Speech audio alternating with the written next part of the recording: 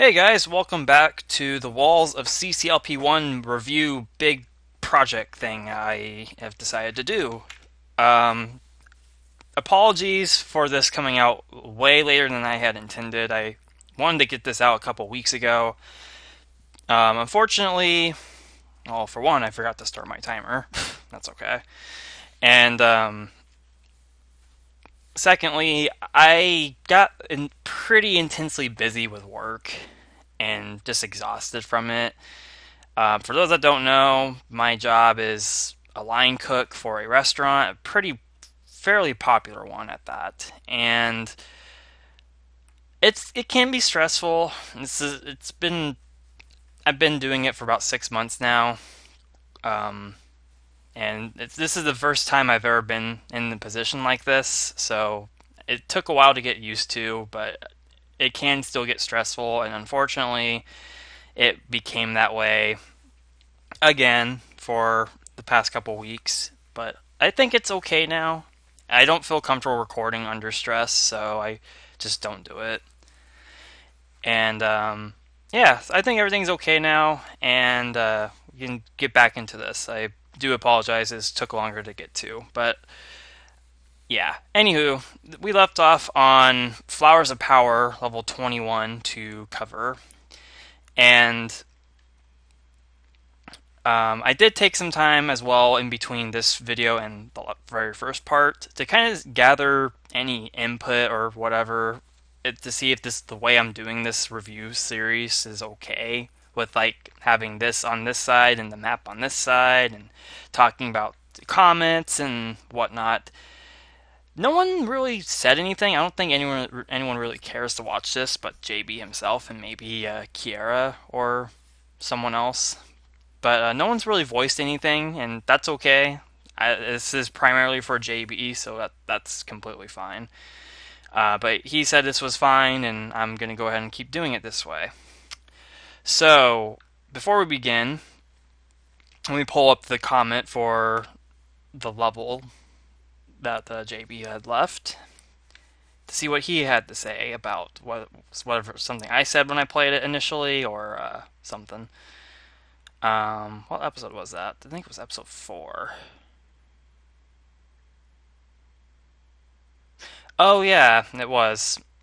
That was the video with the the initial version of Sand Through the Hourglass, which has a special treatment that has 2 comments, I want to say. So we'll get to that when we get to whatever level that was moved to. I think it was in the 50s.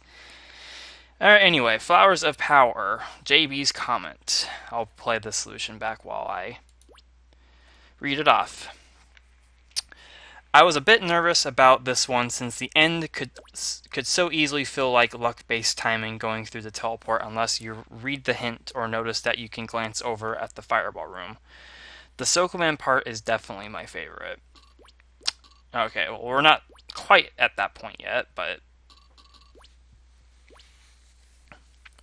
so this level was pretty, honestly, aesthetically pleasing. Like, there's nothing like too outstanding about the aesthetics, but I like them for what they're worth. Like, the unique thing about the wedges, which is what this level used the walls of, it had these cross-shaped rooms, and they kind of connected and whatnot. Like, it has a very interesting wall pattern.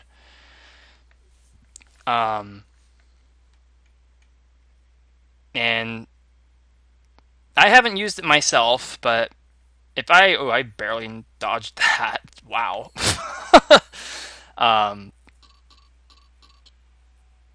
I haven't used these walls myself, but I can't think of what I would do with them necessarily. I probably would use them for something dodging oriented, maybe ball dodging or glider guiding. I don't know, but yeah, this Sokoban type room, I like the way it plays out. It kind of falls into that category of looking symmetrical but playing out completely differently, which I normally don't like for whatever reason, but I liked it here. And I kind of like how the ending, and maybe this was intended, but I like how the ending with the floor slide, it kind of resembles like a stem of a flower. I thought that was kind of cool. I don't know if that was intended though, since the other quote unquote flowers didn't have that, but that's a good way to take advantage of the ending corridor of wedges. Overall, I like this one. I probably would give it a fairly neutral rating for a CCLP 5 in the future if this is submitted. I don't know how JB goes about. I don't know how he's going to go about submitting levels for that set whenever submissions for it open. I don't know if he's going to like pick out levels by hand to submit or just submit the entire set. I don't know, but if this is submitted, it would get a fairly good rating out of me, I would say. Okay, onward. I gotta click on that and move the level over. Yeah, it's a weird way, sorry, but it works. Alright, Floating Temples. I really like this one. Right off the bat, I really did enjoy this one. It has this simple collection theme, but it just for one, it looks pretty dang nice. The gravel and water really do go well together pretty nicely. It had some pretty basic dodging sections. It even had a little bomb guiding thing at the bottom right, which I thought was kind of cool how that played out. Very interesting take on California's walls. I don't know if I said it in the LP, but one thing I'm kind of surprised, and maybe this was intended to not go for this theme, but I'm surprised a fire themed level wasn't gone for, because California, whether it's accepted or not, is pretty notorious for wildfires. Actually, the very recent ones with the PG&E shut down like 800,000 residents' power to prevent a fire that still started anyway. I wasn't part of the 800,000, if in case you were wondering. I was not part of that. That was a couple hours more north of where I am. But yeah, this state is kind of notorious for wildfires. It's not a good thing to be proud of, but it is unfortunate that that is the case. So I'm surprised that this wall layout wasn't used for like a fire themed level. But I guess in context, that's not exactly something to really make fun of or poke at. So I can see why that wasn't gone for. That would probably be something I would do since I actually live in this state. But yeah. Anyway, this level I really liked it. I like the individual sections, like this toggle wall thing. Like I like the fact those exist even though they don't really need to be there. Like it's like an aesthetic decision, which is so cool. I want to say this red key placement was where the start of California was as well, or where I placed the character, since it was supposed to be where I live. Somehow. I want to say that's what it was. The comment that JB left. You were close on the title here. It wasn't an actual video game level, but a custom track for a racing game, Revolt, the out-of-box game I LP'd several years ago. The level Images of Giza, which appears a bit later, also has the same namesake. Honestly, this one was basically just let's build structures around the walls and stuff connecting all of them. I had seen the comments about Aquatic Dreamland and thought it'd be fun to do something a bit simpler, albeit still with some dodging. Oh, right, yeah, I remember saying that. Yeah, Aquatic Dreamland is a level I designed for walls of CCLP3 that used Go Back to Start's walls. Surprisingly, Jeffrey liked it when he played it. I seriously expected him to rant on about how awful that level was. I still don't like it, but I had to use the wall layout somehow, and that's what I came up with. And I don't know what I'm doing here.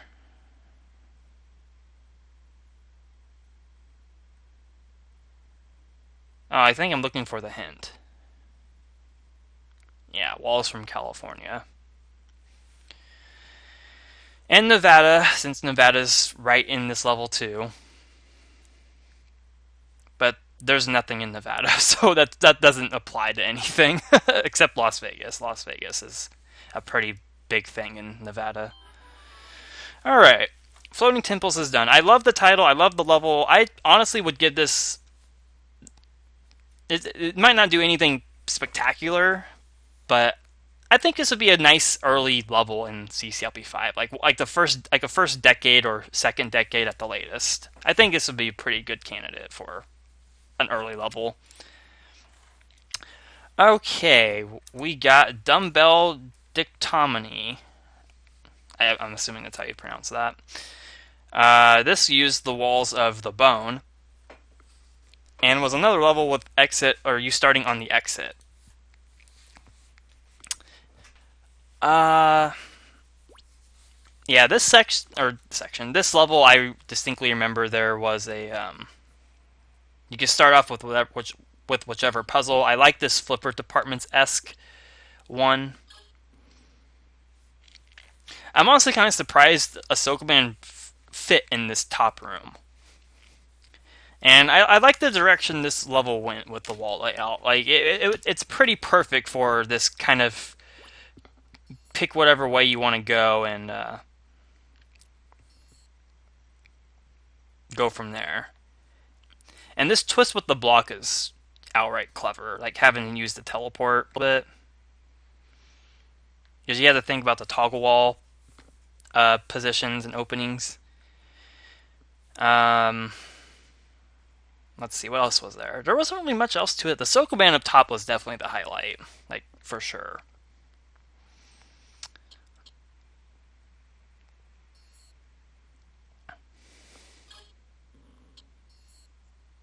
Yeah, walls from the bone.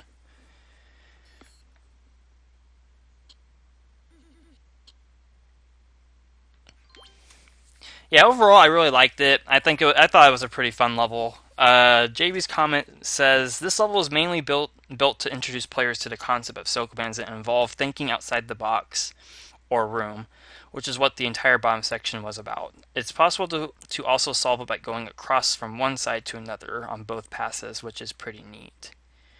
Oh right, I think that was one thing I mentioned was solving that top Sokoban off in whichever way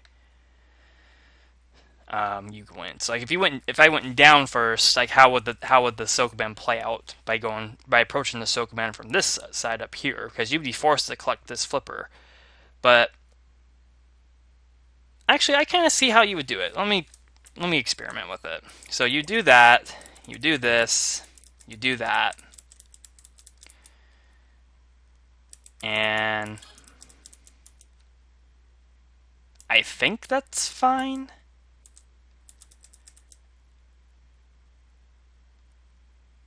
Yeah, so you can do that. Yeah, okay, that's cool. That's really cool. And then you can collect that flipper. Okay, that's cool. I never actually did that in the LP, but that's actually pretty sick that you can do that. I'm not going to resolve it, but I was so curious after reading that comment how it was done, and that's so cool that I actually like that way better than the initial way to do it. That's really cool. Okay.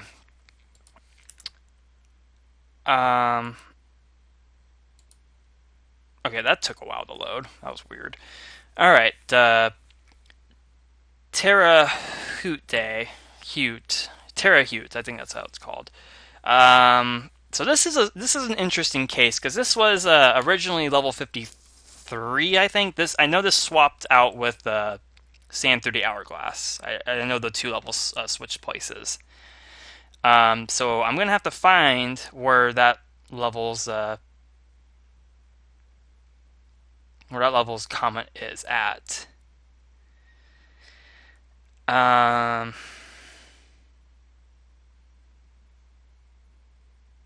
actually do not know where it would be. Would it be in the next one? Let me see. Let me see if it's in the next one.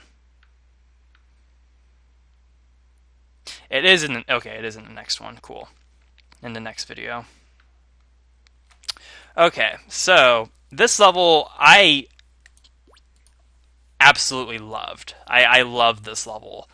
Um, Back in CCLP4 voting, one of the levels I was honestly really hoping to make it into the set, and honestly still kind of wish it did, was Conveyor Craze, or I think was that what that was called? It was an Andrew Menzies level with pushing a block on forest floor and or forest floors and navigating it to get to certain places. This is basically what the level is, just smaller. And that being said, I would much rather see this in an official set than that level that Andrew made. Because while the one that Andrew made is very, very good, the size definitely kind of... I can definitely see the size kind of ruined it, or made it unlikable, or not highly rated, I should say. This definitely has a size going for it. The aesthetic of it, my goodness, that aesthetic with the water paths and the toggle walls, and that's so cool. Man, you know me. I'm an outright sucker for aesthetics. I have been for as far as I've been designing levels since, I'd say, Josh L2 or 3 even. I've been an aesthetic type of person, so that definitely has me sold on this one. Um, the comment that I found: for some reason, I remembered this level being a lot more difficult than it actually was, so I originally included it in the 50s. Then when I played through the whole set in links, I knew what level to trade out with Sand Through the Hourglass in terms of position. Everything you said about this one was part of the design philosophy I was running with when constructing it. I liked Conveyor Craze as well. Okay, that was the level. I liked Conveyor Craze as well, but thought it was a little too long. When Insects Attacked seemed to provide the ideal wall setup for something small that included opportunities for item swapping. This is definitely one level I'd like to see in CCLP5 from this set. Okay, yeah, so I'm in the exact same boat, and that was basically everything I commented on: the Conveyor Craze concept, the small size, all that stuff. This was definitely a very good one. When Insects Attack was a very interesting wall layout. One of the 20 or so that I did manage to use for my attempt at walls of CCLP1, but then those all got shifted to Josh L6, the extended copy of it, and yeah, this one definitely is better than what I made out of it. Okay, so now we can stay on this level, or stay on this video with the comments, since Like Sunday Morning is also part of it.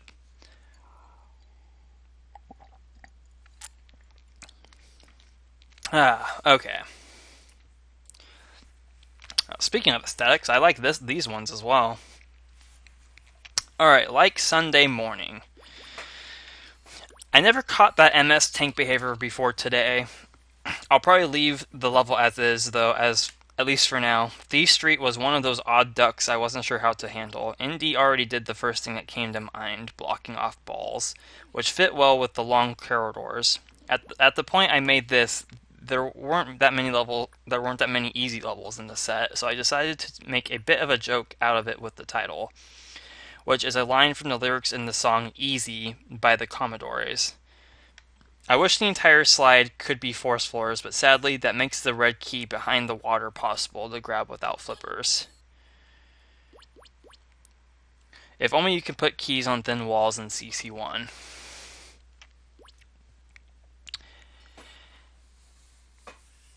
Okay, so yeah, probably the biggest thing I noticed about this level was that there are no initial floor tiles in this level.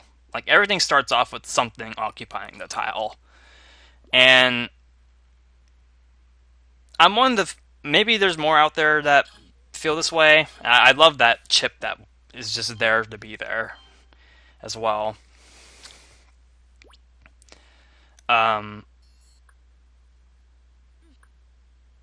That tank, not tank thing, that what's it called? The teeth thing I was kind of meh on, with the bomb potentially being able to die there, but it's not that big a deal. The tank behavior, I don't remember what that consisted of. I think it had something to do with it just not releasing out of the out of the trap. Yeah, I want to say that's what it had to do with. I can't think of what else it could be though. And I don't know what I did to execute that. But anywho, I did like this level. I love levels that have like no floor tiles initially. Um, I think they're very cool to look at, and I like looking at levels in the editor, absolutely. But one thing I did learn throughout my design career is uh, looks aren't everything, and I definitely learned that the hard way. I want to say I did. So the levels I make nowadays, if they do consist of this theme with um, every tile is occupied by something, I try to make the gameplay engaging enough to be worth playing, or um, somewhere along those lines. And this one was definitely very fun. I did like it. Uh, the teeth thing kind of it's not that big a deal, but I wasn't too hot on it. Other than that, though, it was pretty solid. It was a very solid use of Thief Street's walls. I can say with confidence, I'd have no idea what to do with this layout. Nothing initially comes at mind with it, so I do applaud it. And the dirt and blue wall aesthetics outside, I it's appealing to see because they don't occupy the entire space. It's just the around the edge of the level itself, and then the actual level. So I think that's kind of cool. All right, turn of the century. Ooh, I remember this one. What did this use? Oh, the comment says it. Rat race. Okay. All right.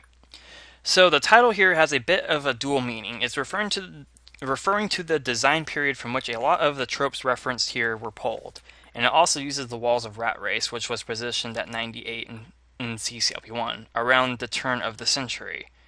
Okay, maybe that's not that clever.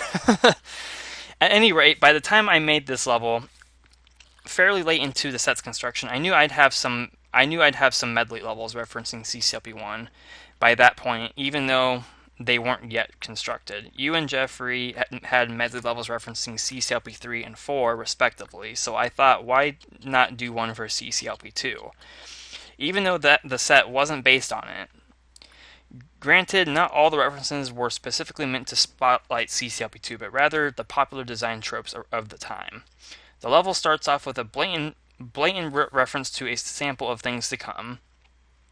Then it features a chaotic open ballroom, commonly seen in Christian Stahl's levels. Beware of Teeth, Chip's Fight, and from Eric Schmidt, Exit Chip, and those are just the ones actually in CCLP2. The random monsters at the bottom are kind of a general nod to Ann Olson's design style. The next room is a double reference, Block Maze and Checkerboard 1. Then you've got joyrides, winding ice mazes with rather scattered hazards. Then a Rolf Redford-style chip collecting section. The bug maze is sort of a reference to firebugs. The balls are creative one-ways, though that particular pattern... sorry, I lost my placement. Though that particular pattern showed up in other levels of the era. And the Sokoban is just a Sokoban, since those were popular. I like the way this one turned out, though. Through the teleport, we've got a slightly Mad-esque ice path and a chase race, though it was more of a specific reference to John H1's Halls of Pain. The Paramecia loose is loosely a reference. Or no, the Paramecia is loosely a reference to Paramecia, I guess. Then you've got the Ann Olson random force floor design seen in Mad's Rush 2 in loop, which you recognized. And Christian install item swapping section, smorgasbord, Tutti Frutti, etc., topped off with a Mads Rush 2-esque ice path to close things out. Overall, I don't consider this level anything particularly original, but it was fun to design, and hopefully fun to play.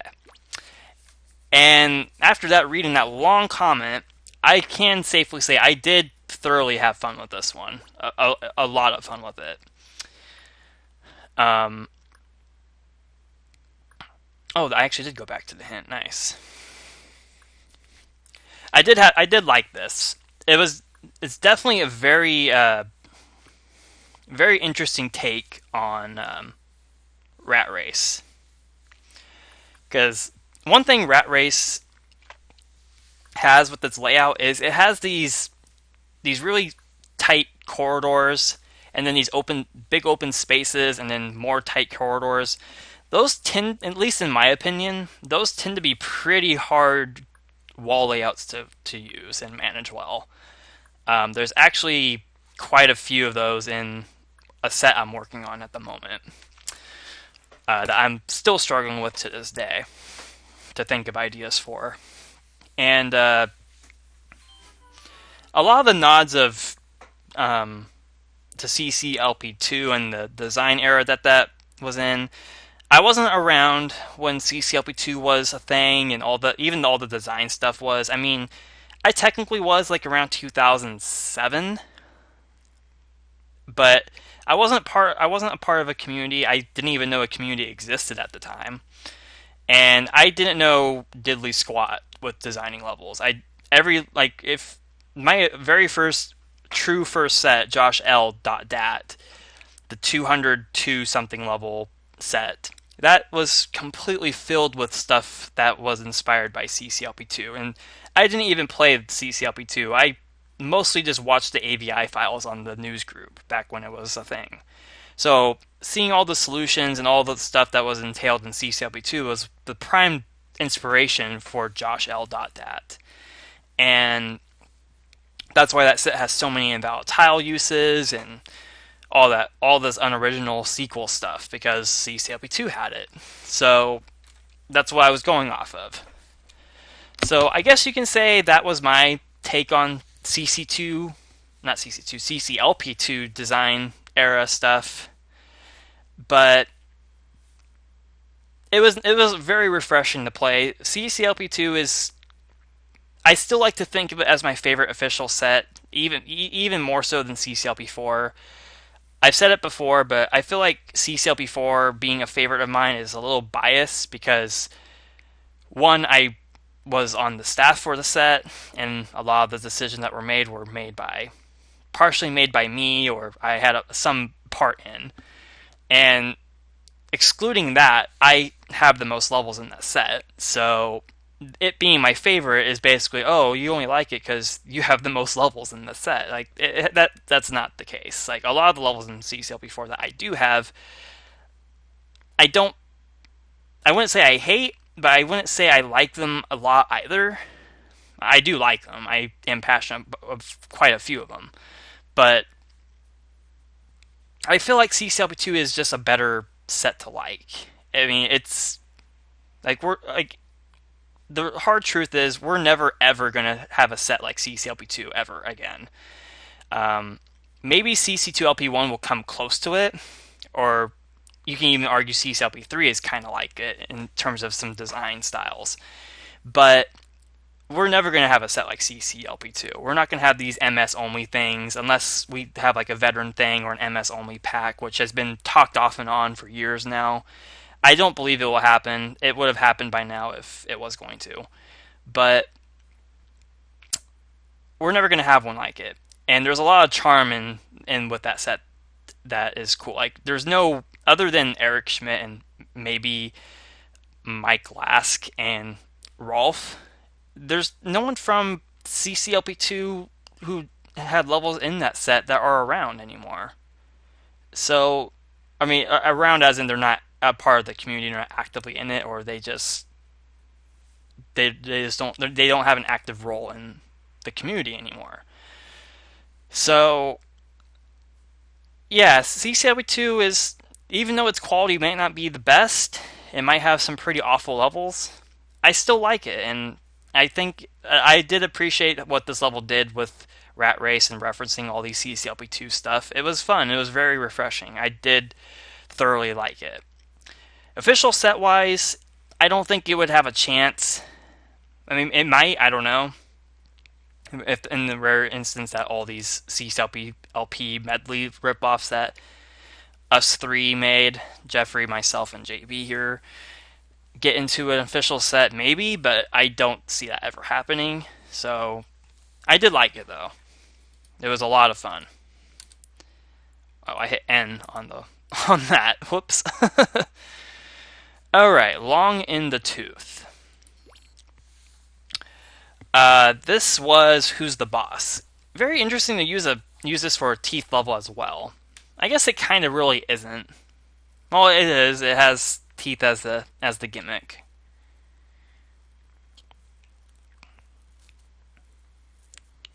I have to admit, I was really tempted to make this a boot thief themed level, and then much later, Indy went that route anyway.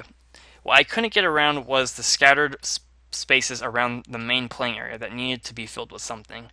The temptation was to go with something purely aesthetic, and then an idea hit. What if there could be teeth that started on wall tiles and then hit buttons? Even crazier, there were tiles representing most of the rows leading down to the ends of the long paths, so making it a puzzle involving multiple teeth and taking advantage of the different path lengths felt like an idea worth trying. It's purely experimental, but I like how it turned out as a concept. Originally the fire was water, but I figured the set could use more fire. Yes, it could have. And it definitely benefited from it. So I made the switch. The southeast corner was a great place to put in a hint as well. The text is a reference to the fact that Who's the Boss's hint said there is no hint for this level. Alright, yeah, there was a whole controversy thing with hint text or empty hint text in certain levels. I absolutely admire how this hint is reached. Like, you have to go down here and then go around the other way to actually read it. Kind of wish that was required. I mean, I have to be honest. I kind of wish that was required. Maybe if this got into an official set, that could be a chip or a key that you need to actually reach the exit. I think that would be really cool.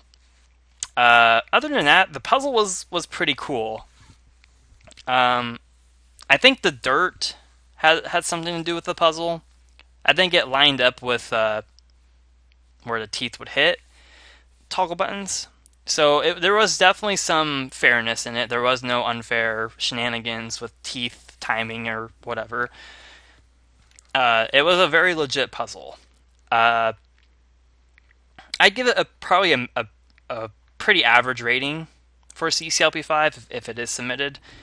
I'm just assuming all these levels are going to be submitted, by the way. I'm just going to go ahead and say that. So I'm not going to say if it's submitted every single time. I like this one, though. It was a lot of fun. Okay, what do we got next? Color Wheel 2, the actual wheel part. I love that title. Just going to go ahead and flat out say that.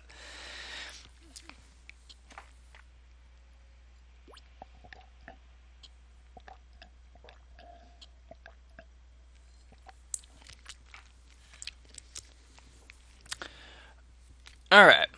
Sorry, I had to take a drink of water. Or, sorry, not water, soda. Let's see the comment here.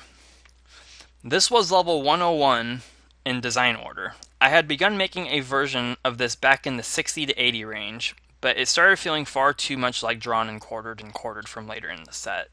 Then I realized the set could use more mazes, so I ended up making a set of mazes out of it that connected in certain places. Part of the reason why the sockets were as hard to reach as they were was to make the hint less trivial to reach, as well as surround the exit and sockets with various representative objects from each section. Maybe I should figure out a way to open that area up a bit more in a future update. Sorry you had so much trouble with this one. Did I have trouble with this?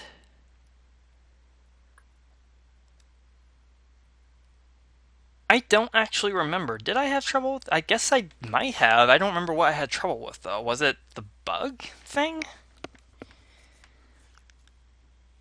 The only thing I can think of is that I was just very careless with what I did.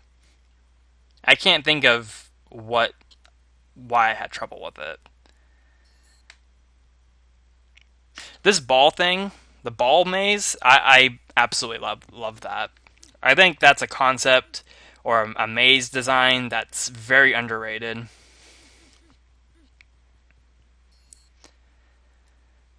So the level as a whole, though, I think it's clever. I absolutely love how it used circles, which I think that's what the level was. Um, the title is just outright humorous. I find that so clever. The actual wheel part, that's just so cool.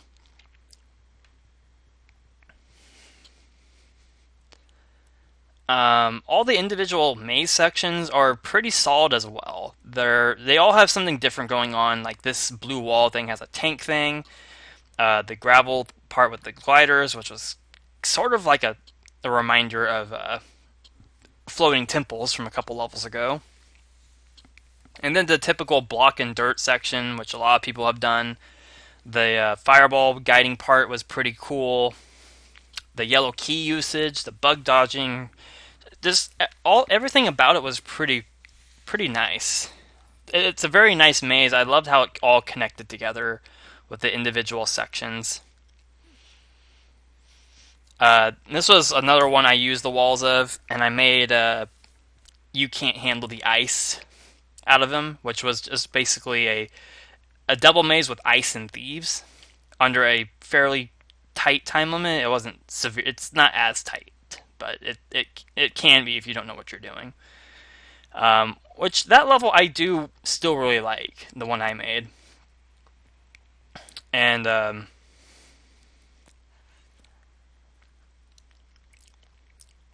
oh, this is the socket difficulty part that I was facing. It's not that bad to reach it. It's a little out of the way, but it's not impossible. Yeah, I like this one though. I think it was pretty cool. Oh, right, I had to go all the way back around to get back to the exit. Okay, that part, yeah, that might be a little too much, but that's completely optional. That is completely optional, so I can't hold that against the level. So, yeah, this one I did like. I did really like it. Okay, we got Mini Pyramid Winter Expedition, which is in the next video, episode 6, I believe.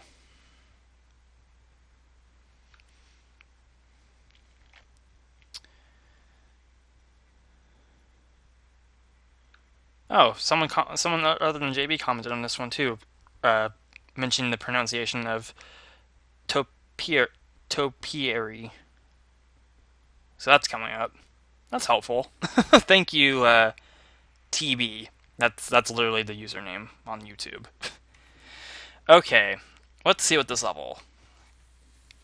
Oh yeah, it was a mini pyramid. Well, obviously it's mini pyramid, but with ice instead of what it did before.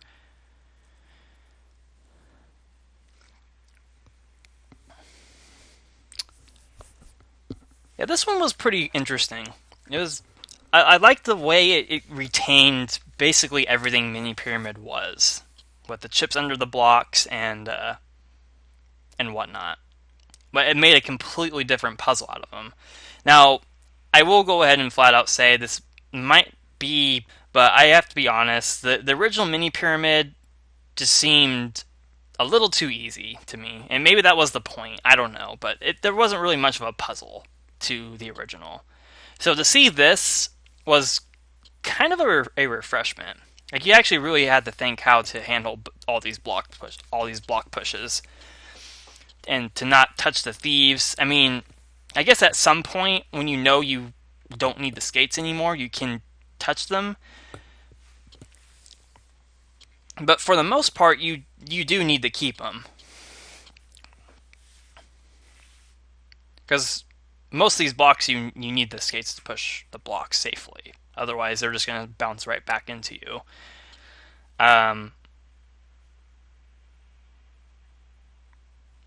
Yeah, this was a pretty cool level. I liked it.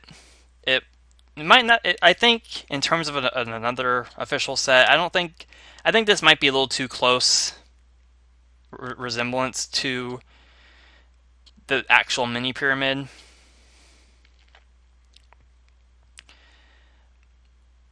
But yeah, I'd still give it a fair rating, but I probably wouldn't rate it so super highly, even though I like it, just on virtue of it being just very close in resemblance to the actual mini pyramid. Oh, you do end up having to get rid of your skates altogether. I forgot about that. Yeah, that's a nice twist. That was a very clever twist towards the end.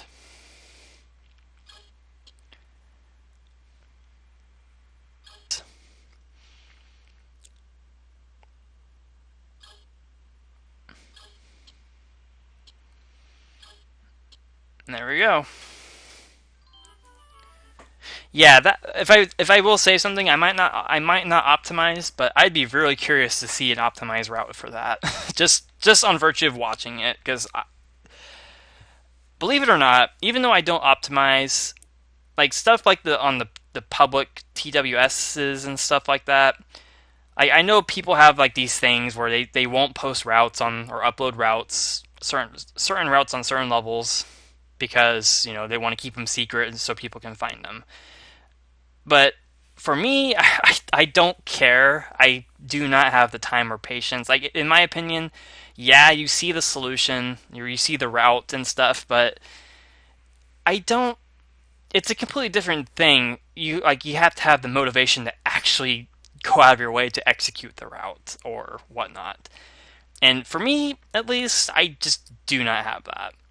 Like, I have all the public TWSs. They're not updated, but I do have them all for all the official sets. And the only reason why, aside from bolt hunting from a couple months or a year or two ago, was mainly just to watch these optimizers going pretty much hardcore on all these levels and seeing like what they put into them. I find that interesting, but not interesting enough to actually want to do it myself. I just don't have the time or especially patience to deal with it. So I'd be really curious to see an optimized route of that. If anyone's who's an optimizer besides JB himself would do that. Okay. Next up is bargaining chip. So this looks so cool in actual window editor form. That just looks so cool. Yeah, the level itself was very much just it kind of reminds me a lot of pop-up blocks from one set. I don't know which one it was in, but it's a level I made with the key swapping and not key swapping. It's just key collecting and with all these pop-up walls and chips and stuff. It reminded me a lot of that, but this has a time crunch element to it, and I think the time crunch with it is what sells it. I think if this was an ordinary like 300-second timed level, I think this would just be kind of it'd be a level. That's all it would be. But definitely adding the time to it is very much welcomed. I liked it a lot for that reason. Other than it looking cool, it had that going on for it. Alright, the comment that was mentioned. Oh, I never read the one for a mini pyramid. Whoops. Or Winter Expedition. So we'll go back to that. For Mini Pyramid Winter Expedition, I already had a level later in the set that was a chips under blocks with water puzzle, so I thought, why not try it with ice? I couldn't think of anything else to do with Mini Pyramid that would distance itself from the original. Several iterations of the thief placements were tested, including several that were unsolvable. But I like the one that was ultimately used. It provides some restrictions while not making the puzzle terribly rigid. That's true. I do completely agree with that. Okay, for this one, Bargaining Chip. This was actually inspired by Bazaar in Walls of CCLP4 and Day Trade on Ice from Walls of CC1, but the pop-up blocks comparison is just as apt. Truth be told, the actual shapes for each sections were built quite a while before this became an item swap or time crunch challenge. I thought about making this a walker dodging level with blocks separating each diamond shape, but there were already enough walker levels in the set, and this kind of level felt like a good fit, as you mentioned. The big challenge was making the ice plus other element sections work in both rule sets, so you couldn't just get away with hopping ice corners in MS. Overall, I like this one. It feels like a bit of a subconscious nod to design swap as well with its shape-based layout. Oh yeah, it kind of does, doesn't it?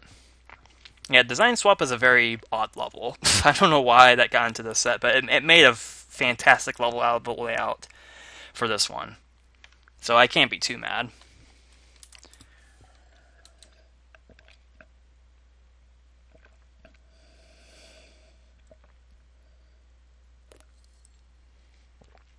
Sorry about that.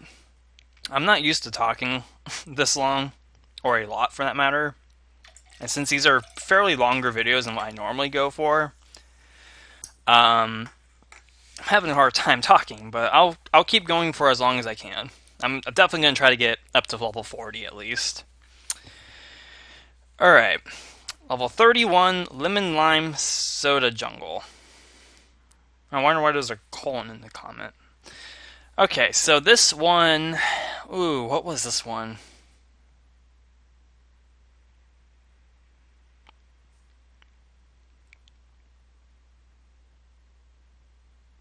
Oh, I think it was Pluto. I think that's what it used. Okay, so this one was a very fun one, because it's a key theme level, and we know how I feel about those. Especially yellow keys. I don't know why, but I like yellow keys a lot more than any other key indoor. I don't ask me why. I'm just weird like that. For the comment, says, I wanted a key level. I had recently watched Jeffrey play through Cosmic Gold Hill, so this was born. I had thought about making this a Teeth medley level, but that idea was used for Flame War instead. I'm surprised you had so many keys left over by the end, even after reading the hint. Well done. Alright, yeah, Cosmic Gold Hill is a thing. So, Cosmic Gold Hill was a level I made for Walls of CCLP3.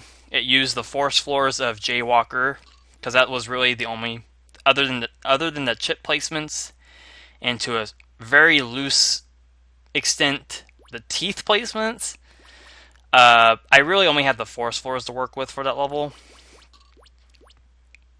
And I basically made a level like this, but with blue keys.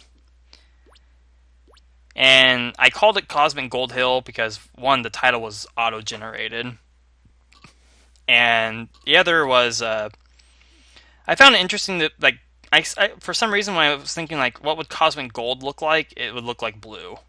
I don't know why, but that's what I thought. That's why I named it as such, or went with blue keys for a level with gold in the title. But this was a very fun level. Like, well, obviously since I made Cosmic Gold Hill, I'm obviously going to like a level that was inspired by it. One thing I do like about this one was I believe this one had every chip required, whereas the one I made, I think there were 7 extras. I made 7 of them extra, and that was primarily because of the size.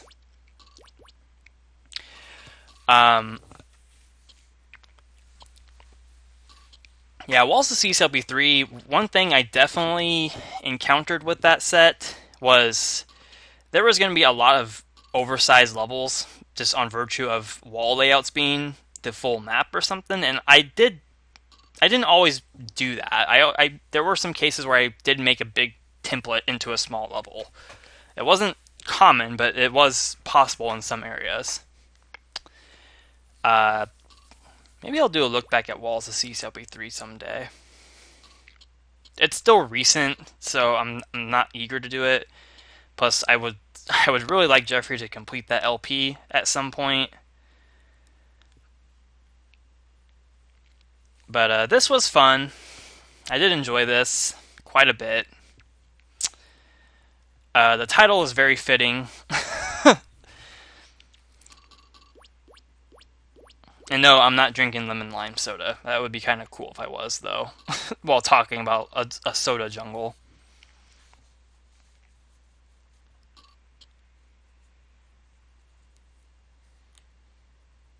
The title, I don't think I've said anything, but I think the title makes me think of the soda version of Candy Crush. I don't know if that's just me, but that's what makes me think of. Like, was that a thing in that game? I only played the original Candy Crush. I didn't actually play.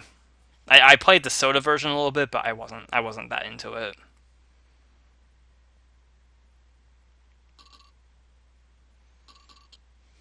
So apparently I had a lot of extra keys after reading the hint. And I just flat out wasted one right there too, and I still had enough.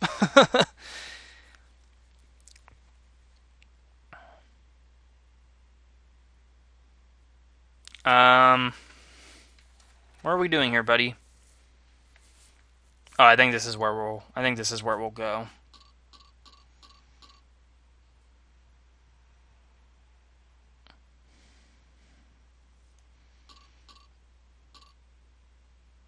Oh, I had 3 extra. Well, technically 4 if I didn't waste one, but I had 3 extra after I read the hint. Nice. The funny thing is when I played this, I didn't feel like I had as many extras as I actually did. So I too was surprised I had as many as I did. And yeah, this was Pluto. I think this was one of the few levels I actually struggled with figuring out the layout for. So very well done. Pluto was definitely not one I thought of. Maybe it's just because it wasn't that memorable of a level to me. But very, very nice use of them, of the layout. All right, next up we got Chip in Space. I don't like talking like that, but I'll do it because I know JB would appreciate it. Okay. So this one used Chip Plank Galleon. Very appropriate title choice given the wall layout.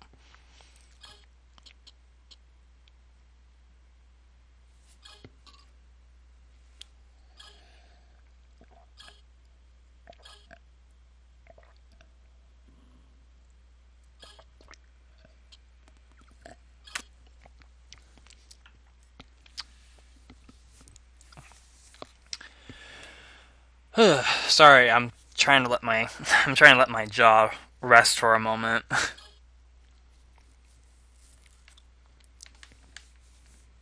Okay, I think it's okay now.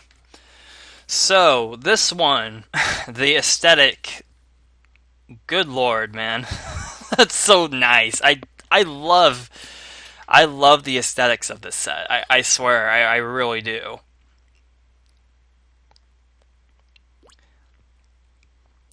Um, I loved how the sections were distinct, and this was a long hint.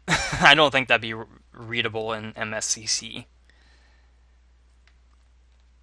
Not that that matters, but it's just a little thing I can pretty much tell. Um, yeah, this was definitely very fun. I love the aesthetic. I love the theme of going from like one space station or hub or whatever to another. Um, I think that's really cool. Balls on gravel is a very nice aesthetic choice to go for. They definitely do make some pretty interesting mazes for sure.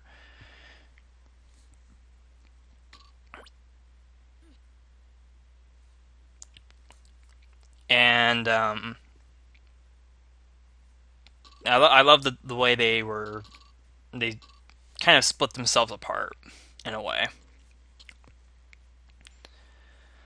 Like you have to do this space thing first, and then you have to go out to the other one and kind of work your way through it, and then come back to this one to exit. That's just so cool. I love the pacing this level goes through. It's like it builds up with the bottom, and then it goes through this space mess. I don't know. It kind of reminds me a little bit of like the space junk galaxy from Super Mario Galaxy, the first one. I don't know. That might just be me. That's a very odd reference for me to think about because I haven't played that game since it came out. So, um, but I remember the soundtrack for that galaxy, and I definitely think about it when I go through that. That's for sure. So this cloning section, I really like this. This was very cool. Yeah, it was very lenient too. I was expecting it to be a little bit more difficult, but I think it works given how it was laid out. I think it's cool.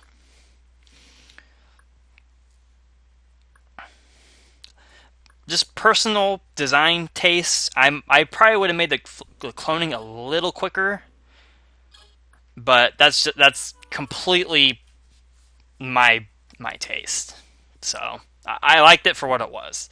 As for the comment, I had this idea fairly early out on, but didn't get around to building it until the 60 to 80 push last fall. I actually had a slightly different version of the southwest corner that accidentally got erased when I forgot to save my copy of the development version of the set. Then the redelect Frieder section actually had appearing walls in various places, which I eventually removed, but kept the cloning interval. Probably why it feels so lenient. I really love the space junk aesthetic with the balls, though. Yeah, so yeah, exactly. I think that comment actually made me think of Space Junk Galaxy. So yeah, very awesome level. I loved it. And again, I hit N on the on the image preview. Okay. So, what was the pronunciation that this guy said? Topiary. Topiary. Okay, Topiary. Okay, I guess that's the name of it. The comment for this is very minimal. All it says from JB is, so, I actually didn't realize you could use the sockets by making that corner the last chip. But I'm so glad it exists. Okay, that's literally the comment. So let's go ahead and watch this back. I'm probably not going to play back the entire thing. But, I think this was the walls of Whirlpool, which I think it actually used the real blue walls of it. It's just weird. I like that choice of wall template. Like I think most people, they probably would have gone for like the ice slides of Whirlpool. But when I think of it, I can't think of any valuable reason why you want to use the ice slides of Whirlpool.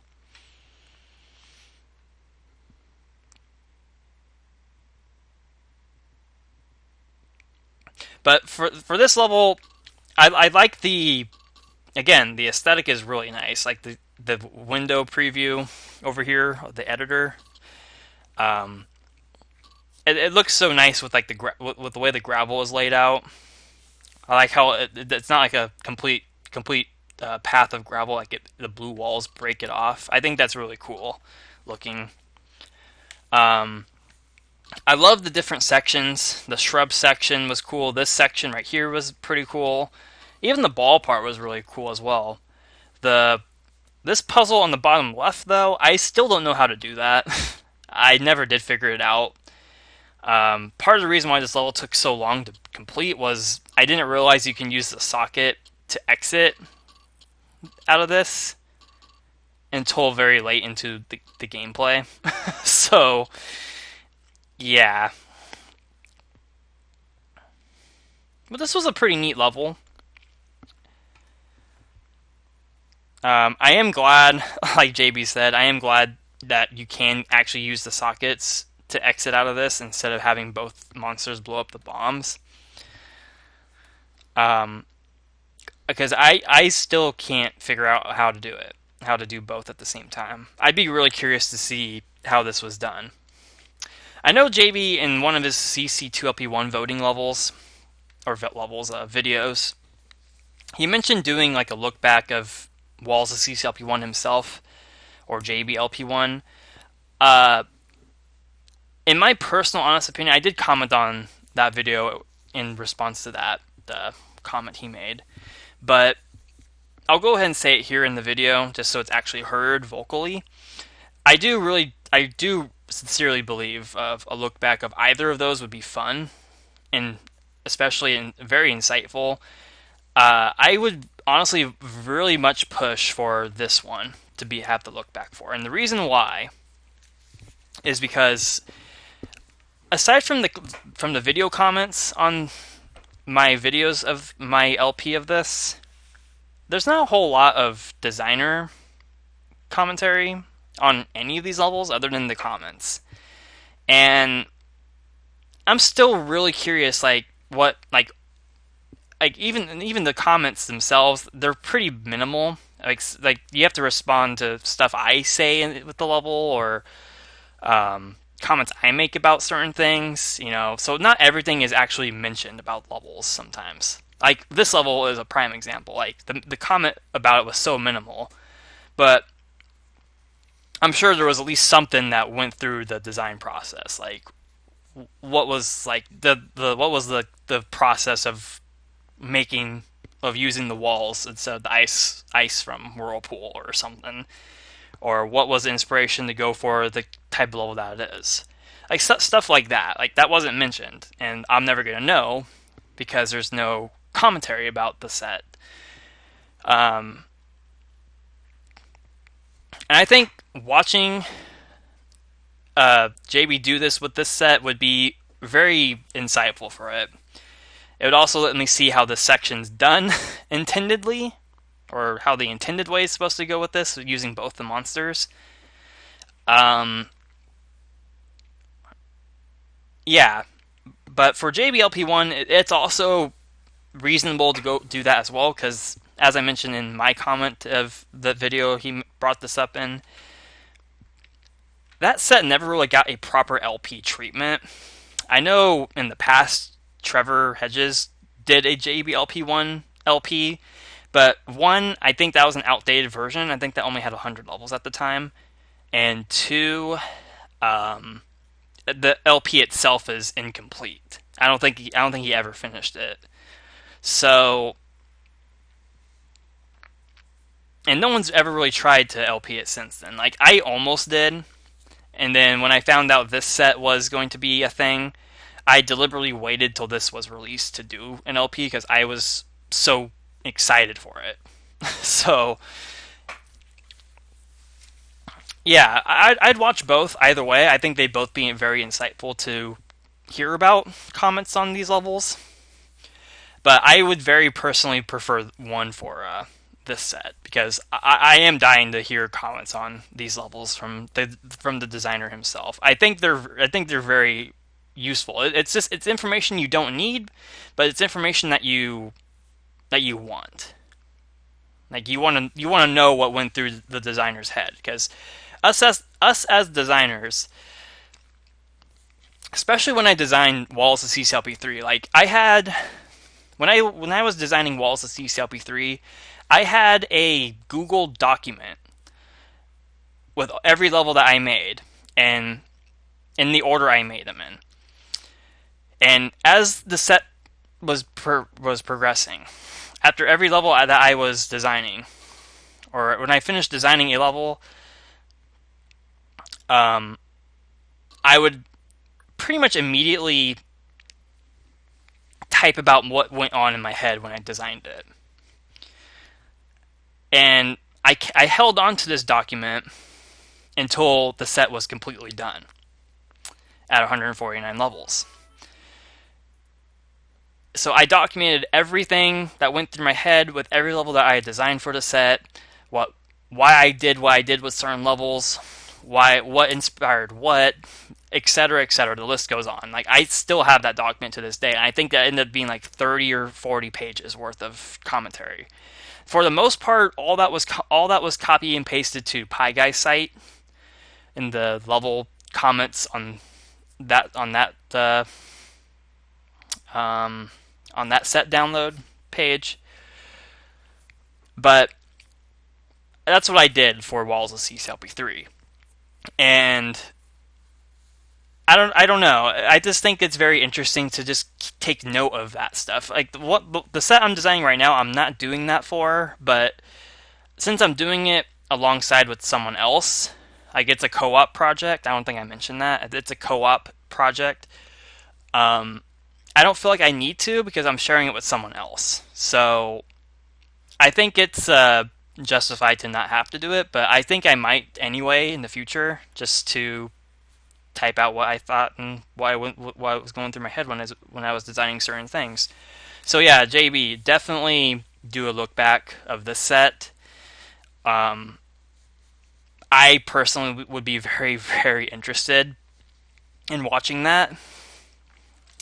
And if for whatever reason you do JBLP1, I would watch that as well, because I only played a good chunk of that set. I didn't play every level. I got to like level 120 something. But I'd be very interested to hear about that, because that, like I said, it never got a proper LP experience. And I'd be curious to hear what thoughts went on that. And plus, it's older, and older sets tend to be pretty much a little bit more interesting to talk about, just because they're older and you had different design philosophies at the time. So, yeah, that's my take. Anywho, enough rambling. We are on Research and Destroy, which was alternate universe, I believe. Now, this is something I wouldn't expect JB to have done with it. This has a lot of connections and devices and stuff. Like, this is something that I wouldn't expect him to go for. But with the layout, it makes a lot of sense. At least to me.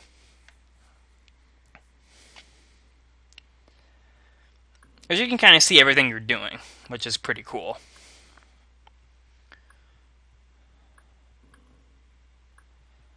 And this was pretty cool as well.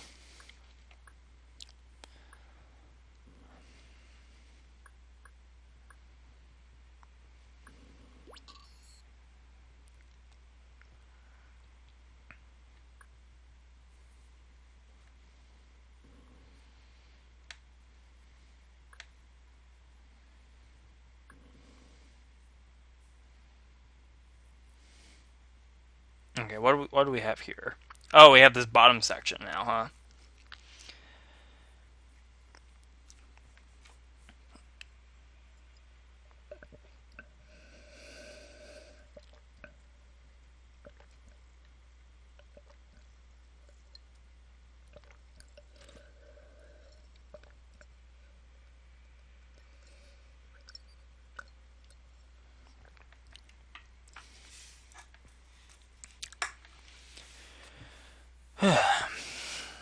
Sorry, more jaw stuff. I'm not used to talking for extended periods of time. You would think after doing LPing for so long I'd be used to it, but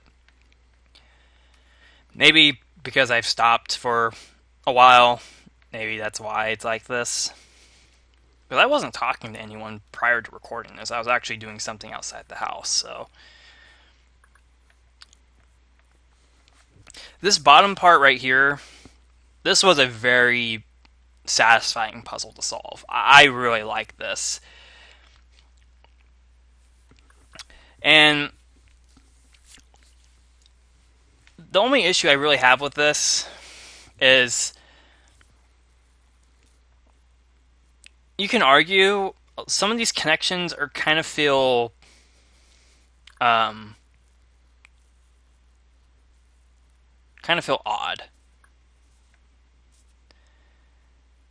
Actually, no, not really. I take that back. I was misreading this line right there.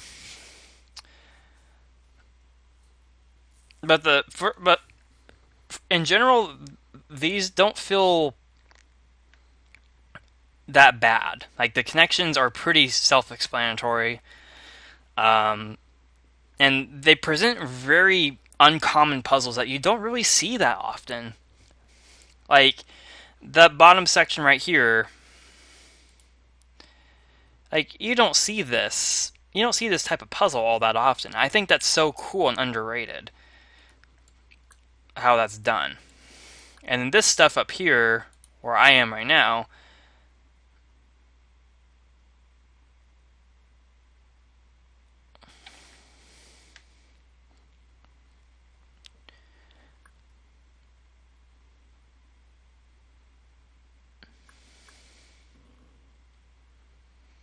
and what did that connect to? Oh, that connected to this.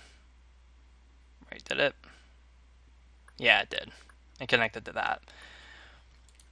Alright, so this tank thing was a little, to, in JB terms, finicky. Or, something. Finicky, or, yeah, I think that's the word. It's definitely, in my opinion, it was pretty hard to negotiate with. Because, for one, you can't see the entire thing from one side. And you were basically forced to press all the trap buttons because they were all in the corridor. I think, and I know why it wasn't done this way, but I think it would have been a little bit better if this stuff right here, like this line of clone machines right here, was south thin walls instead. Because at least then you wouldn't be forced to press buttons like this. But that being said, I do like the tank puzzle a lot. I think that's really cool.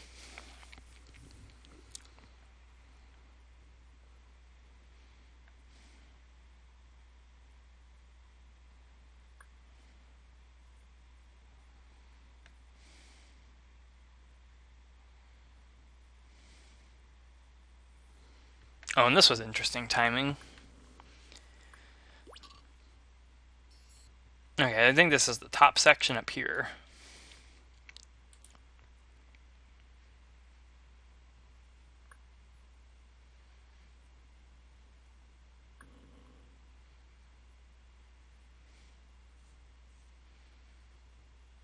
Yeah, this is definitely the one that had a pretty nice puzzle to it.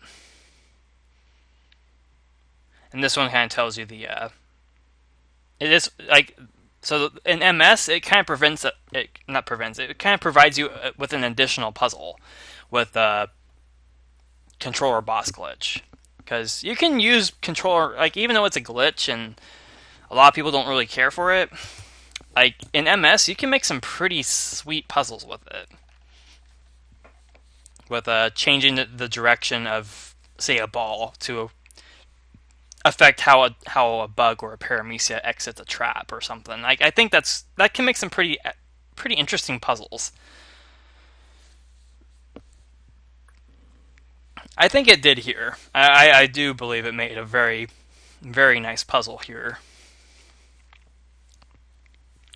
As I'm going through this, let's go ahead and read the comment, since this is basically the last part of the level. Named after the Pac-Man Adventures in Time level, of course. The weird tank puzzle was actually the first one I ever built, and I actually was hoping to extend it by making the fireball go on the top.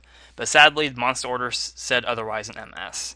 So I limited it to just the bottom, which still worked out okay. It's definitely a bit less strange than Link's, which is arguably balanced out by the Northeast toggle puzzle being harder to time there.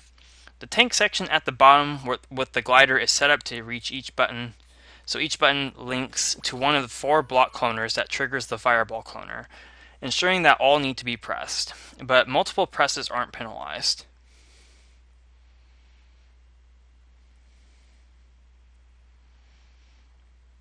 I love the puzzle at the top left too, but my favorite is actually the trap challenge with the ball and fireball and butt cloners.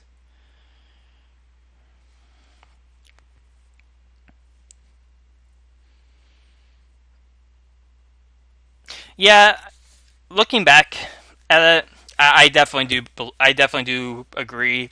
The fireball and trap puzzle, that was very nice. I completely overlooked it in my initial play, but man, watching that back was very satisfying to see how that's done. It's so cool. It's very underrated. Yeah, I absolutely love that part as well. All right, next up we got level 35, Graveyard Garden.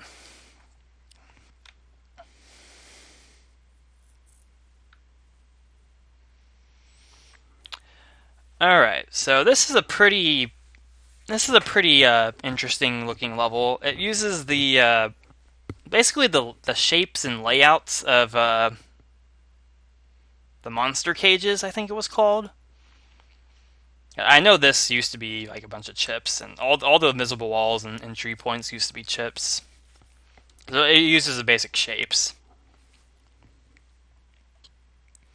This was a pretty okay level. I liked the twist to it. How how some of the bugs point to the opening of certain, or basically all the openings. The bugs point to them, which I think is really cool. It has a pretty cool little toggle button twist, kind of like long in the tooth earlier. How you kind of have to choose when to have the teeth press the toggle button permanently for you. It's a pretty cool level. Nice use of invisible walls as well. Named after the Frogger 2 Swampy's Revenge level of the same name. Looking back, I kind of wish I added a third teeth on the left just to make things a bit more interesting, but I'm kind of glad I didn't at the same time. This works fairly well as a sort of relief level after the lengthy research and destroy. Yeah, I can agree with that. This was definitely very enjoyable to play after the fact. Other comments, I don't really have much else to say about it. Anything I've said, I just pretty much already did. I liked it. It was pretty cool. Alright, chill or be chilled? That is the question. I think I said that in the original, in the LP at some point. Okay. Oh, I took a long time on this one. Wonder why. I guess we'll find out. Chill or be chilled. While it was kind of inspired by Less Than This ice levels, this level also took inspiration from That's an Ice level from Walls of CCLP4, which is why I placed it in the 36 slot.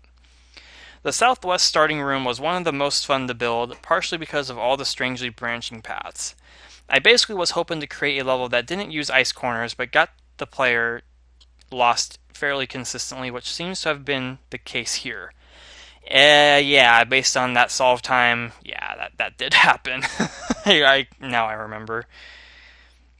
I like Start at the End's layout because not only is it satisfying to take a big variety level and make it into something more distinctive, but the rooms also had multiple openings, especially in the middle, which allowed for some weaving in the overall maze layout.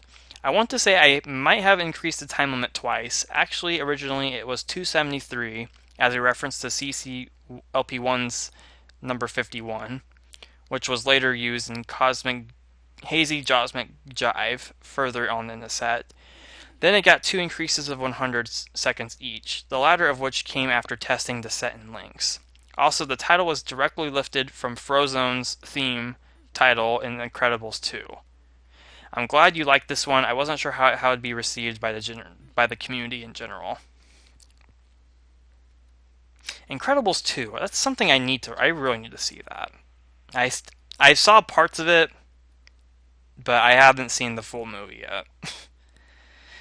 I'm not much of a movie person anymore. The last movie I saw was Detective Pikachu, for obvious reasons. But anywho, yeah, this one for an ice level like this, I really did like this. I'm not sure what he means by how it would be received by the community. I guess that's referencing the fact that Less Than Myth kind of memed this trope. Maybe unintentionally memed it, I don't know. But it did something fun. Like it does use this layout of start at the end pretty well. And yeah, using variety levels walls for stuff like single themed levels like this, those can be pretty fun. I actually did it recently with one of the levels in the project I'm working on. I took a variety level and turned it into a fire themed level. That kind of starts off linear, and then you can branch off into however you please until you have the things to actually reach the exit.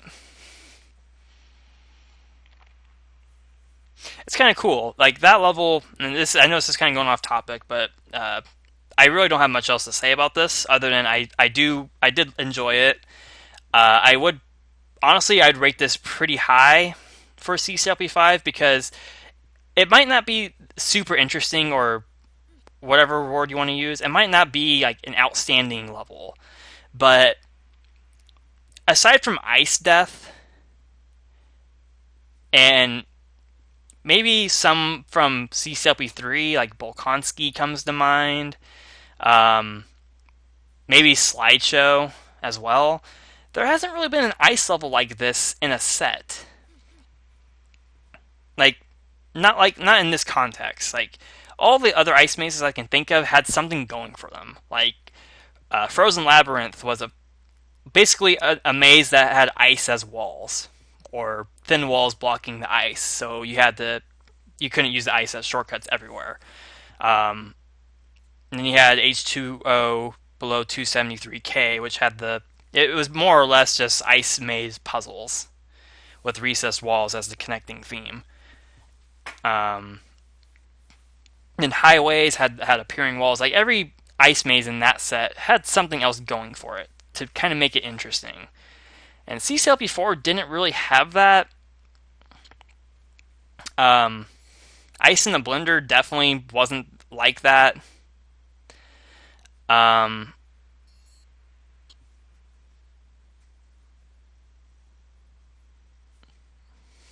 what else was there? I know there was at least one. There was one other ice level. Uh, hmm. I can't say Triple Mint Slurpee because that was more toggle and force floor oriented than ice.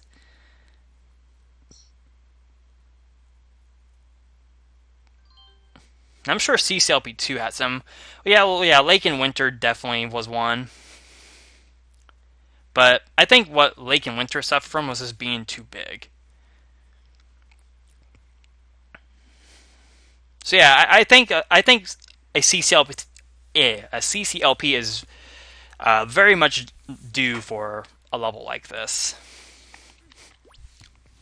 Not only that, but this post socket phase with collecting keys with the flippers, that's very nicely played, like very nicely executed. I did like this a lot.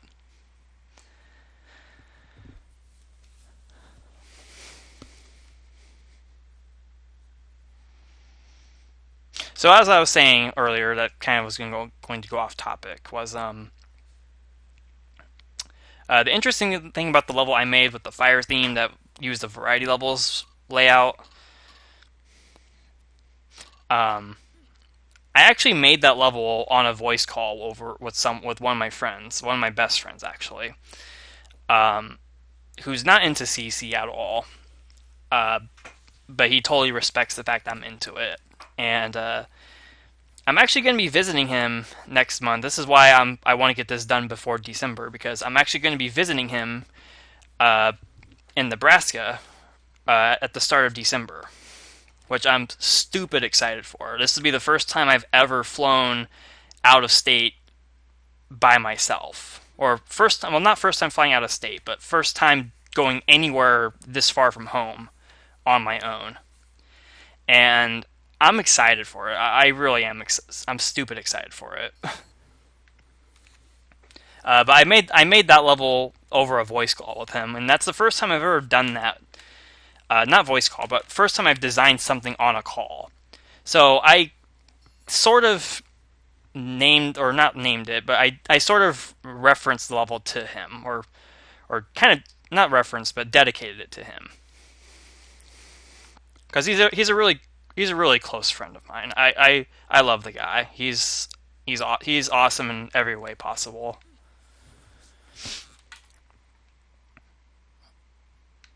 He's done a lot for me, and I'm just super grateful he's a part of my life. So yeah, that's chill or be chilled. I love the ending as well. I think most of us who would use this layout, I think they might just close off that ending, like this long path outside. Might just seal it off and like throw like blocks or something out there. But I like the fact it was actually used in this level, so I did like it. Okay, somewhere along the line, I'm seeing how long it took me to beat this. And wow, that's a lengthy comment too. Oh, I did get up to level 40 in this video. Okay, cool. I guess that's where we're going to end off. Well, when we get there. Hopefully my jaw won't be super sore tomorrow. But it'll be worth it. Oh. Okay. So somewhere along the line, I'm curious to why this one took me forever.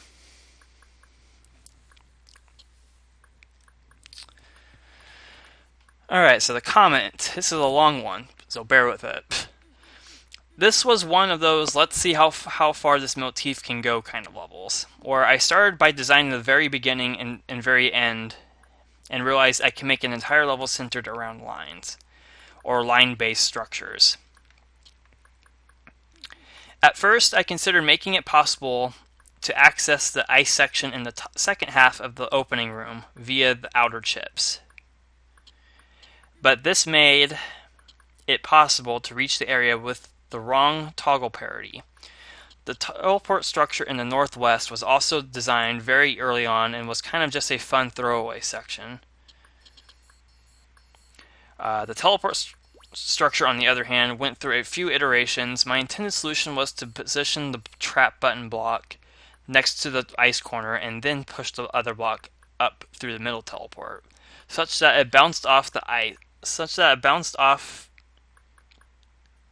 Wait, where did I end off? Oh. Such that it bounced off the block and settled in the partial post spot. Then I realized it was possible to solve the room the way you eventually did, and decided to keep that, since it still wasn't all that trivial. The bomb section is sort of a throwback to nitroglycerin, though it's a bit more of a maze. Then we get to the boot line, which also went through a few iterations. I designed it such that it was possible to solve it using several combinations. In fact, the one you found wasn't one I encountered during playtesting. Finally, we get to the end, which was totally inspired by test subject McCallahan. I wanted to have some leniency with the tank timing so that you could sneak into whatever recessed walls you needed. The walkers at the end I was a bit hesitant to include, but I think they're pretty fair. Finally, the hint was mostly a risk-rewarding thing for this level. You could risk running out of time, or just go to the exit. There is a lot of backtracking involved, at least to the teleport room at the bottom, but I guess it's not terribly tedious. Alright, I think this is one I didn't actually go to the hint for, because it was so far back. Ugh. It's hard talking for 2 hours. Well, not 2 hours.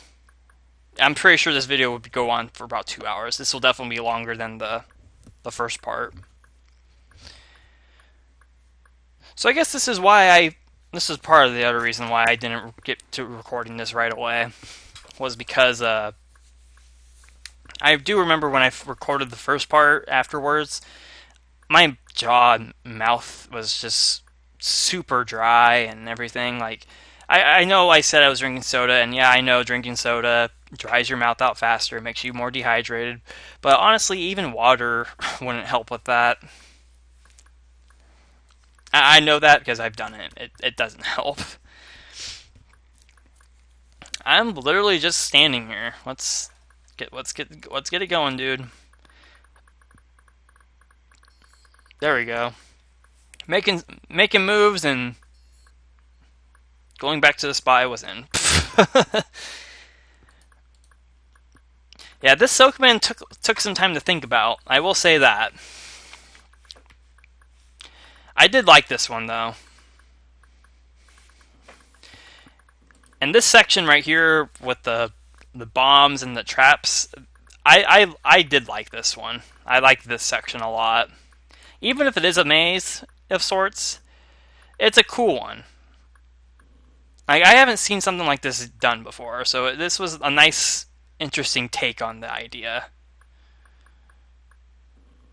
And like using the trap multiple times right there was pretty clever.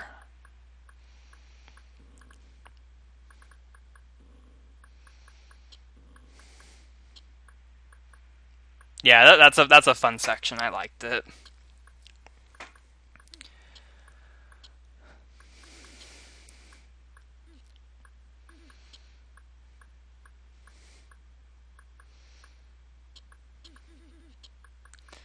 Yeah, this used the walls of graduation, which was a pretty interesting level. If it's the one I'm thinking of. No, it's not. That's the one with um, that's the one with the teleport skip glitch or whatever it's called. That the names of the glitches have been discussed for a while now, and I'm honestly not up to date with any of those, so I don't know anymore with them. But as far as I know, and especially what I'm used to, it's the teleport skip glitch. But just for the record, I do like that name more than what compared to what everyone else has thought of. Why did I do that for? That's weird.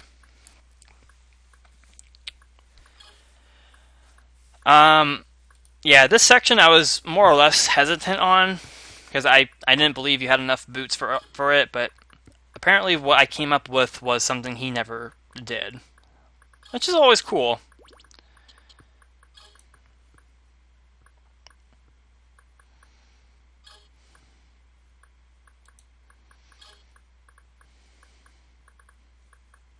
I guess technically you only need every boot. You only need every boot once, so, or that one you need twice. You need the flippers twice.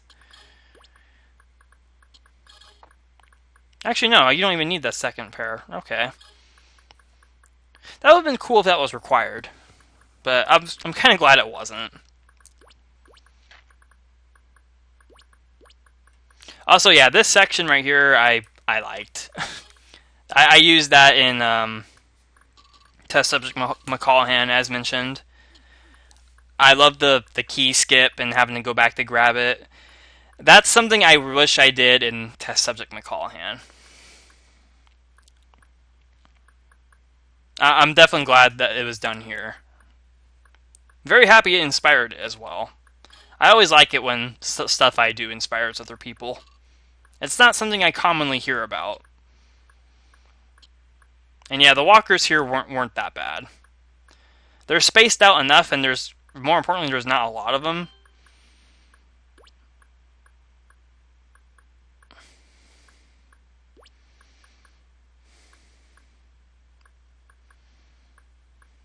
So it was totally fair.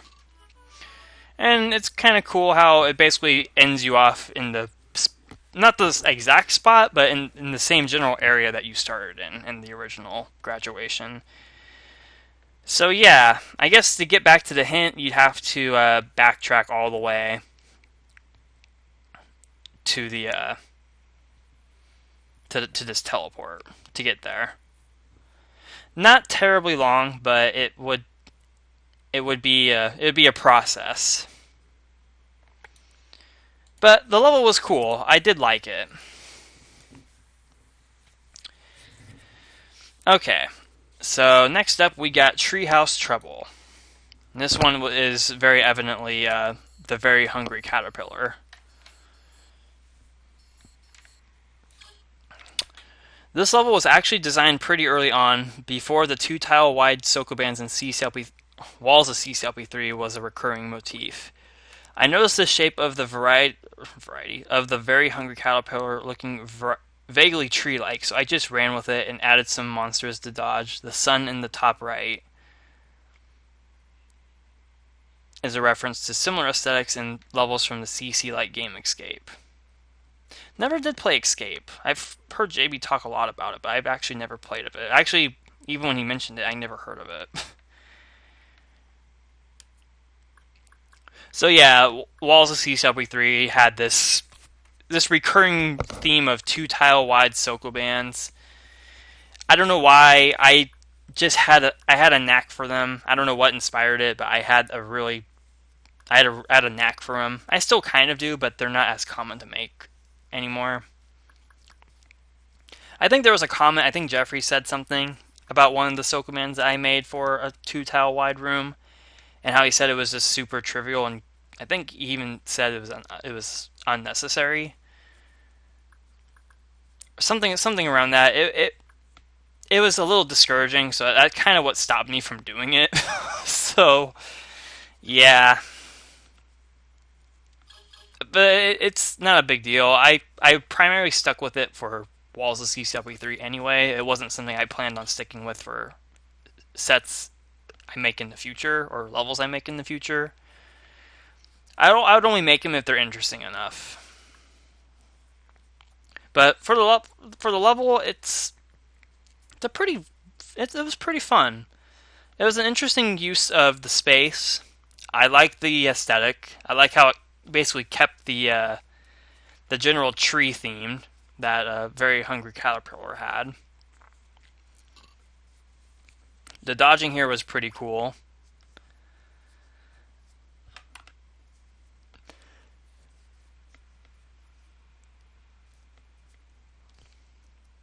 Yeah, just a basic, fun level. I really don't know much else to say about it. Aesthetics are nice, the gameplay was nice, the Sokoban was cool, the dodging was cool. Having to go back and forth and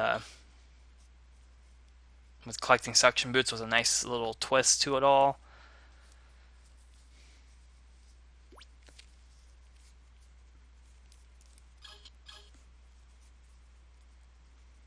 I think this is where we ended off.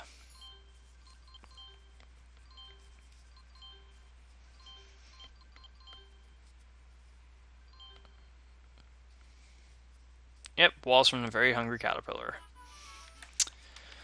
Alright, that's it for that one. I did like it, and now we'll move on to Origin Zero. So this is an interesting one, since this is one of the levels that's actually in CC2LP1 voting. JB did port this to CC2 and submit it. And I think I actually just very recently played the pack that this one was in. I think it was the Chronicle pack. I literally just finished that pack, and I think this was in it. Let me double check real quick. Okay, yeah, it was indeed the Chronicle pack. It was level 6. I'll just go ahead and say I gave this a 4 for it in CC2LP1 voting. Mainly for the same reasons that JB gave it a fairly good rating himself, is because I think it looks and plays a lot better as a CC2 level than a CC1 level, mainly because there's no key signs that are possible in CC2.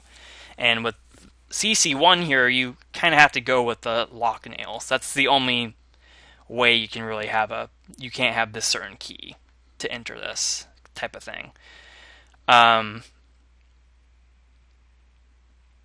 and it's pretty different enough from, well, very, very different from the original level, which was Bambua, Bambua, or something like that. So it doesn't really like have any issues with it. So, and just my personal opinion, I don't usually care for CC1 ports. Um, I know when CC2 first came out, um, a lot of people did that, as they'd port their levels over to CC2. And I was one of those people. I made a port of Frozen Labyrinth and several others, and I later started realizing, CC2 ports are just kind of unnecessary. Yeah, you can add CC2 elements like bonuses and stuff like that, and for the most part, that's all people really did was they just add bonus. They just added bonuses, or replaced ice corners with railroads or something along those lines. But that kind of made me not like CC1 ports. I still don't really care for them.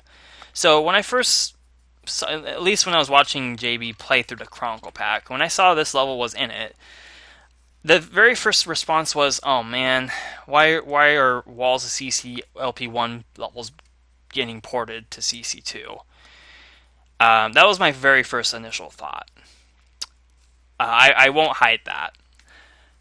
But after watching this be played and some of the others, I know Hot Button Issue was another one that is ported, and I think there's another one, or maybe there's a couple more that I haven't seen quite yet. But for the most part, the reasons for them being ported does make sense. It really does make a lot of sense, and they're reasonable reasons.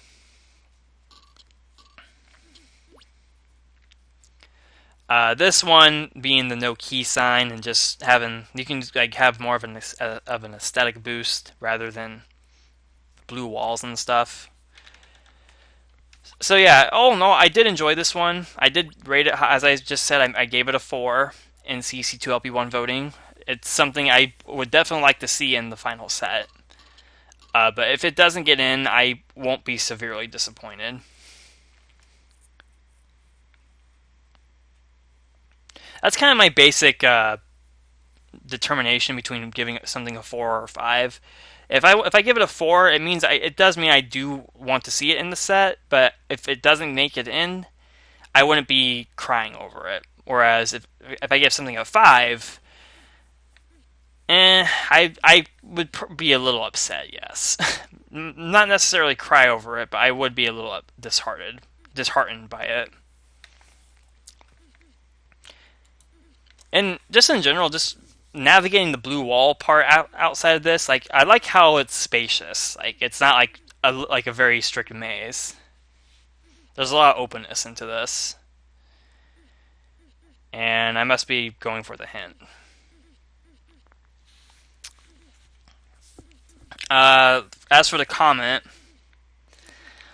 another early level in the design order, I wasn't sure how to leverage Bumboa water layout, especially its enclosed spots with using blocks, which I was hesitant to do because it could have easily feel too similar to the original. So I opted for a pure key door puzzle instead and found an excuse to convert a dominant tile into blue walls. Something I had previously seen in Walls of CCLP4's Blue Wall Factory, the treatment of brick block facility, and would later do in a level in the 50s. The general crux of the level was the green key trap. Other than that, there's actually a few different ways to tackle the key collection. So yeah, not only that, it's pretty loose other than the green key trap, but once you get past that, it's pretty straightforward. So yeah, I did like the level. And, oh boy. That mysterious ticking noise. Oh man, do I even review this one? Oh lord, what do I talk about with this one? This was something else. All right. Well, first things first. Before I play this, I'm just gonna outright read the comment. And sorry that my window bar thing keeps going to the taskbar. Alright, level 40, the mysterious ticking noise. JB's comment says, alright, so here's the explanation of the core mechanic here. The Potter Puppet Pals short had various Harry Potter characters chanting their names to a ticking beat, revealed at the end to be a pipe bomb planted by Voldemort. So I decided to make the level mimic the different voices. The button presses are Snape saying Snape, Snape, Severus Snape. The keys are Dumbledore going Dumbledore. The red keys and thieves are Ron squeaking Ron, Ron, Ron Weasley. And then we've got the sockets, which represent Harry chanting, I'm Harry Potter, I'm Harry, Harry Potter. The end was meant to reference the Snape, Harry back and forth, Snape, Harry, with the red keys providing one last Dumbledore before the bomb explodes at the end. Unfortunately, Indy discovered a bust in the level that bypassed part of the tank section, so to enforce travel on the correct path, I had to add another explosion in the middle of all the button pressing. Yeah. This is basically a meme level out of the Potter Puppet Pals. Yeah, do I even replay this back?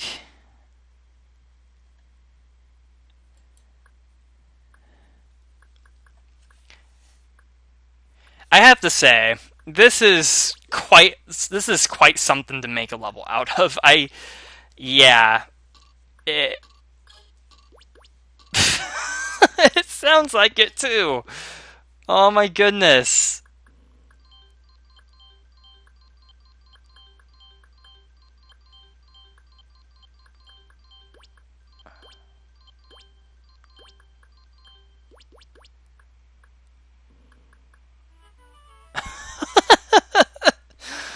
Wow, why? Man, that's such a weird level. Oh, wow. Yeah, I have to say, I understand why this was made.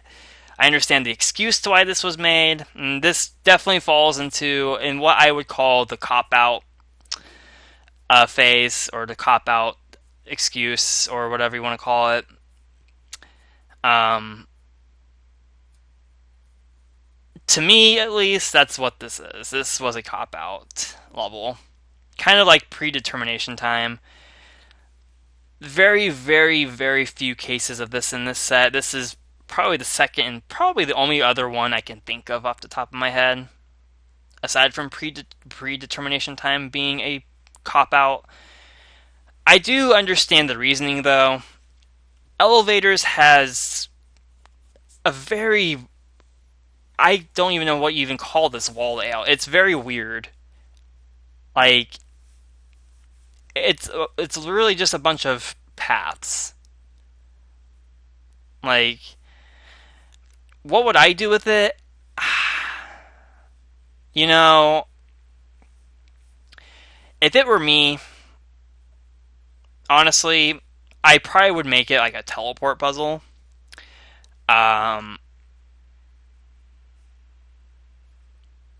Or something along those lines. I mean, there's really not a lot that I can think of that you could really do with this wall layout. And what was done with it here makes a lot of sense. As weird as it is, it does make sense why it was gone for. And it's hilarious. I never would have thought there'd be a Chips Challenge level that references that. And it's hilarious to think about. If there was a way, I would totally play the video along with it, but I don't think you'd be able to hear the sound of the game audio, or rather even the video itself. You wouldn't be able to hear it just on virtue of me using HyperCam 2 as my recording system. So, yeah, unfortunately I can't do that, but this... Yeah, not something I would get. I would give. I'd get. I would. I don't even see this being submitted, honestly. But if for whatever reason it is, and it gets through voting, or gets into voting for CCLP5, yeah, I would give this a flat out one. I don't think I don't feel shame in saying that. I think that's pretty obvious why I would. But for what the level is and what it does, it's funny, it's clever, it uses the walls of elevators. I can at least say that. So, yeah, it was interesting. Okay. So that is the next 20 levels of Walls of CCLP1 covered. I feel like this was a lot more productive and a lot more entertaining than the first part was. Maybe it was just me, but I feel like there was a lot of things, good things said here. Yeah, I definitely do believe this series was going to get nothing but better from here. Maybe it's just because I haven't recorded in a while or something. If my jaw wasn't getting sore, it's honestly kind of feeling okay now. I think it might have gotten used to me talking a lot, but I don't want to go overboard. I could probably get to level 50 if I wanted to right now, but I don't want to push it. I don't want to test my luck, test my jaw, see what it's capable of handling in terms of talking.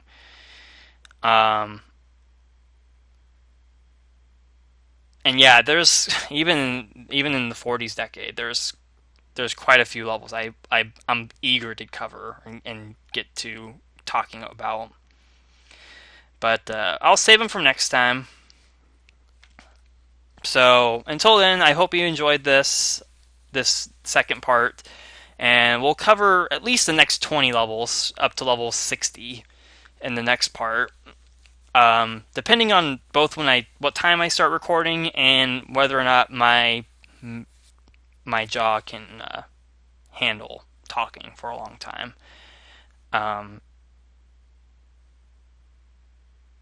Yeah, hopefully you enjoyed this. If you didn't, then sorry I wasted almost 2 hours of your time, but hopefully you did.